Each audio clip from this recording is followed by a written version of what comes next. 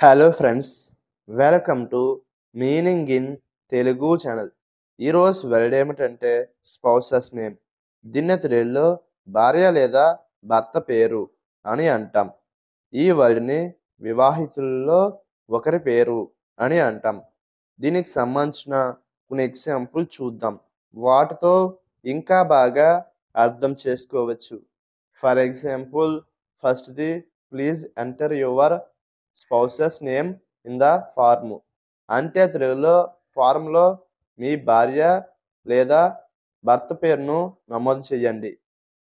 దీని next example and final example, her spouses name is mentioned in all official documents. అంటే తెలుగులో ఆమె భర్త పేరు అన్ని అధికారిక పత్రాలలో ఉంది. ఈ వీడియో మీకు నచ్చితే లైక్ చేయండి. మరిన్ని వీడియోల కోసం మా ఛానల్ని సబ్స్క్రైబ్ చేసుకోండి. Thank you friends.